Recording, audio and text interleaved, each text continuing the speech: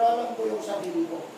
Kung hindi nyo kaya manood, mga kapatid ko, ng mga kalabas, halimbawa, yung kay Eli Soriano, kung hindi nyo kayang, kung wala tayong knowledge, mga kapatid ko, na sawatain yung kanyang aral, huwag na lang kayo manood.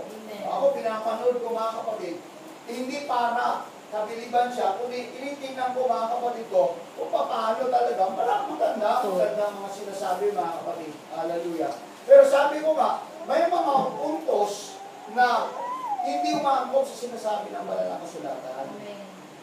Kaya nga, nakakalungkot, maraming nagtatanong, mga born again pa, born again, mga nagsisimba na, born again, dati mga ano. Kasi nga, wala nga kaalaman, mga kapatid, siguro, nung panahon na born again siya, hindi siya nakikinig.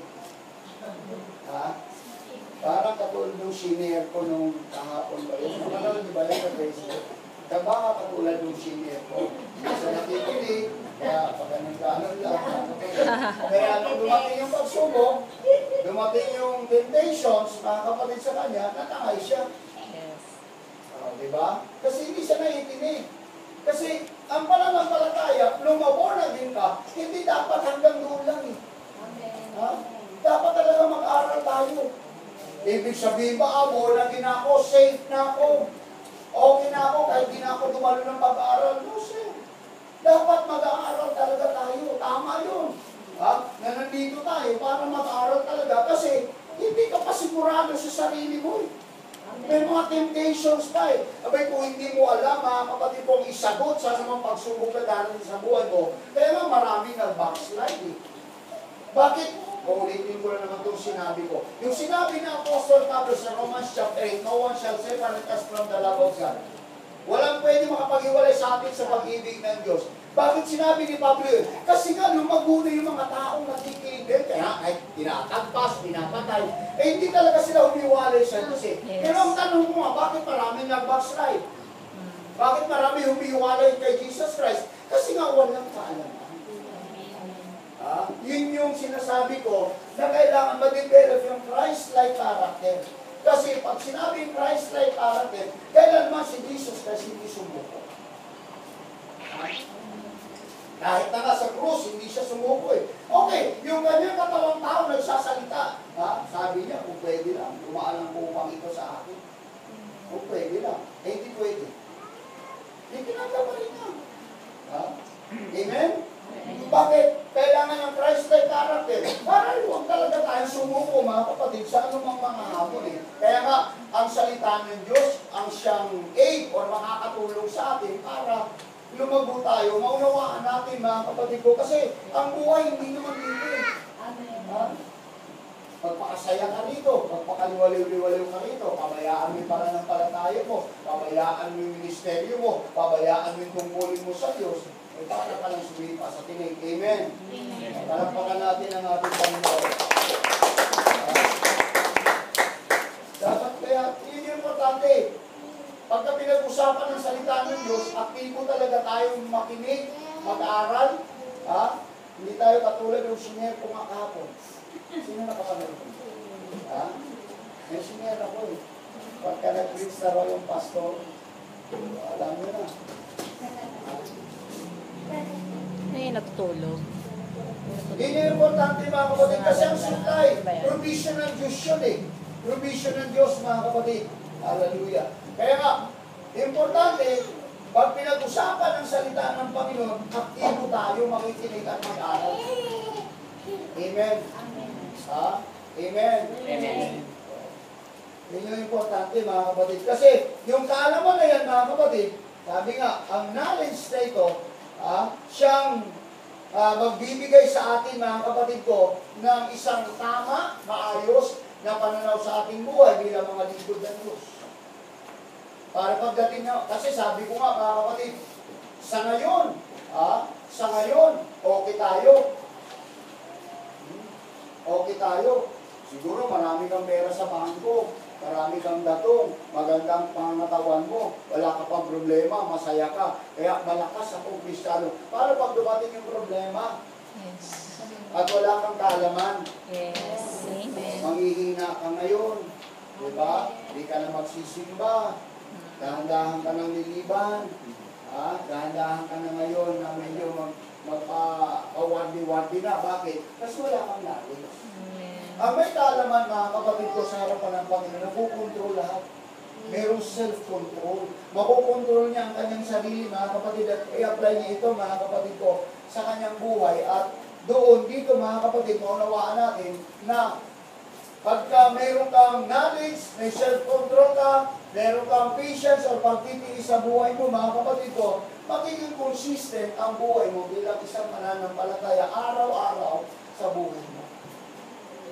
Hindi ka makakaranas ng kahinaan, mga kapatid. Everybody say amen. Amen.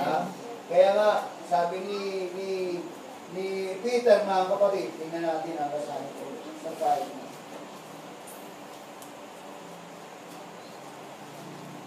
The verse 5.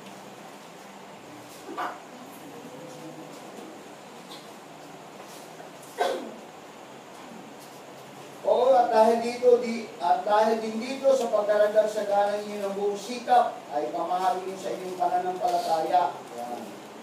Meron pagsisikap. Hindi sinasabing giving all allegiance. Meron talagang pagsusumikap, mga kapatid. Ay ibig sabihin ng pagsusumikap, mga kapatid ko, ay paghahangad. Yung pananampalataya mo ngayon, kailangan mayroong paghahangad o pagnanasa na lumago talaga. Everybody say amen. Hindi ka lalago pag nasa bahay. Amen. Hindi ka lalago kung di makakapakinig ng salita ng Panginoon. Amen. Hindi ka lalago kung nasa kapitbahay ka. Lalago ka kung nasa Panginoon. Amen. Alam mo na natin ang Panginoon. To grow in the knowledge of Jesus Christ, it requires much effort. Kailangan talaga. Yes. Amen. Kung ano yung goal mo sa buhay, ano yung nais mo sa buhay, mga kapatid. Sa totoo lang, kung hindi rin tayo nagnanasa sa ating mga sarili, wala rin tayo pagsusumikap, mga kapatid, wala rin mangyari. Hindi pwede, mga kapatid ko, aksidente na lang, ay, lumago na ako, aksidente. Miracle. Kung si J.P. Luzon nagkaroon ng miracle, yung paglago, walang miracle yan. Walang instant miracle, instant paglago, mga kapatid ko. Darating lang sa'yo, malago ka na, matibay ka na, magdinibdibang ka, matibay ka na. Wala po. Kailangan talaga ng proper training. Too much effort talaga ang gagawin mo, mga kapatid, spiritually, para maging Christ-like character. Kagaya nga ng sinabi ko, mga kapatid, kagaya ng isang kwento, isang babae, mga kapatid ko, 25 years na siyang teacher.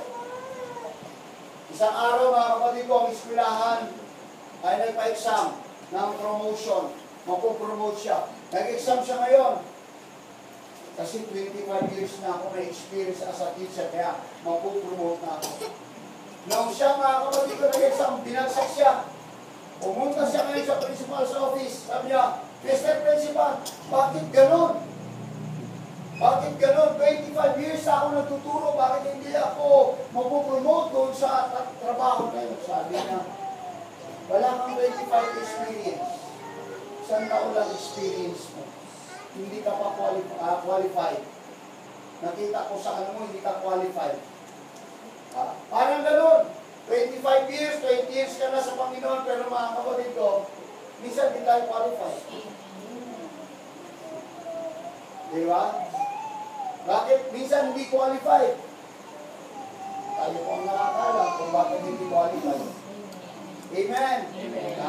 Kaya nga, kailangan lang daw talaga, mga kapatid ko, na hindi yung experience, hindi yung pagiging matagal.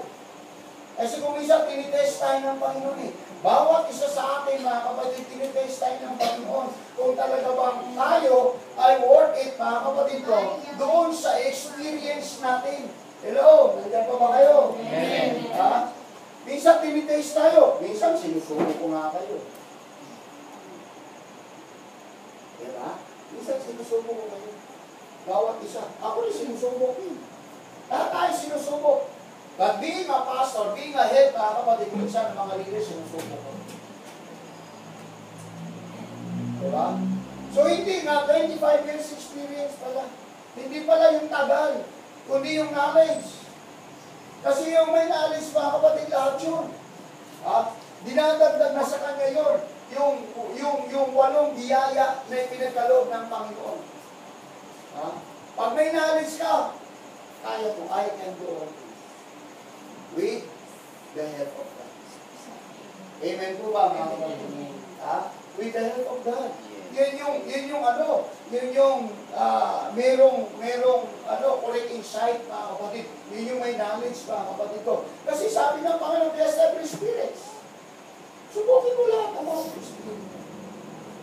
Ibig sabihin, sinusubok tayo ng Panginoon based not on our experience, kundi based kung ano yung nalalaman natin. Kung ano yung natutunan natin, mga kapatid. Amen? Amen. Ha? Kung ano yung natutunan natin. Yun, tinitest tayo ng Kaya nga, ang faith talaga, mga kapatid ko, dinadagdagan palagi yun. Every time, mga kapatid ko, na tayo ay naglilingkod sa Panginoon, sinisikap natin na yung faith na yan, madadagdagan palagi. Ha? Hindi lang tayo nag-church, mga kapatid, for what, mga kapatid ko? Para magiging, meron tayong attendance. Hindi. Narito tayo para matuto, para meron tayong matutunan, mga kapatid, sa bawat itinuturo sa atin ng mga salita ng Diyos. Amen. Para magkaroon tayo ng Christ-like character. Yan yung importante, mga kapatid. Kaya nga, mayroon pong dahilan, mga kapatid ko, ang kaalamang ito sa ating Panginoon Kristo. Una, para huwag tayong matangay. Pangalawa, para huwag tayong mag-indwell, mga kapatid ko, sa mga negatibong bagay. Pangatlo, para mga kapatid ko, makakatayo tayo bilang Christian o bilang mananampalataya sa harapan ng ating Panginoon. Kasi nga, mga kapatid, bawat isa sa atin ay mayroong pagsusulit. Bawat isa. Ha? Everybody say amen. Amen. Hallelujah. Kaya nga, mga kapatid, tayo lahat, halimbawa, for example, as a leader, mga kapatid, mga kapatid, we have to act as a leader.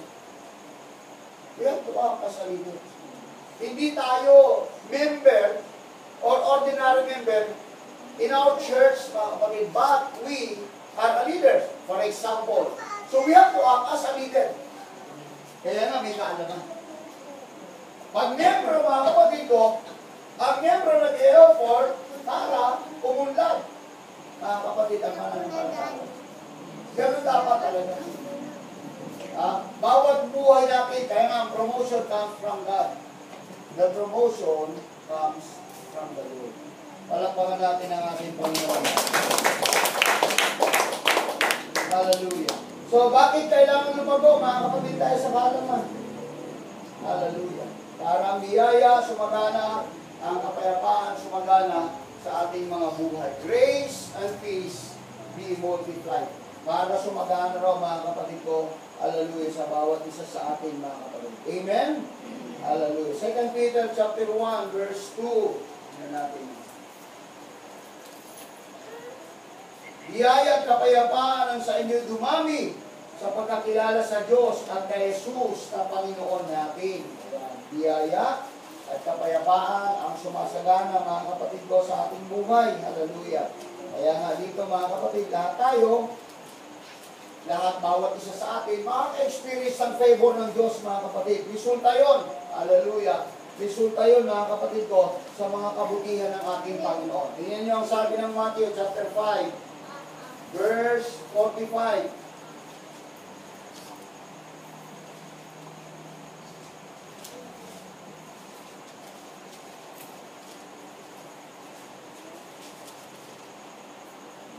Upang kayo'y maging mga anak ng inyong Ama na nasa langit, sapagkat pinasisikat niya ang kanyang araw sa masasama at sa mabubuti, at nagpapaulan sa mga ganap at sa mga hindi ganap. Sapagkat kung kayo iibig sa nagsisiibig lamang sa inyo, no, dahil na inyong kakamting, di ba hindi ng ginagawa ng mga maniningil ng buhay. So, ibig sabihin, ang tinutukoy ng Panginoon dito, nakakalamang talaga, mga kapatid ko, ang mananampalataya sa harapan ng Diyos. Kasi nga, ang takay niya sa buhay, ang layunin niya sa kanyang buhay, ay lumago, mga kapatid, sa harapan ng ating Panginoon. Everybody say amen. Amen. Ang favor ng Panginoon, magsiresulta talaga, mga kapatid ko, ito sa bawat kumikilala, kumikilala, mga kapatid ko, sa ating Panginoon. Hallelujah. Kaya nga, mga kapatid,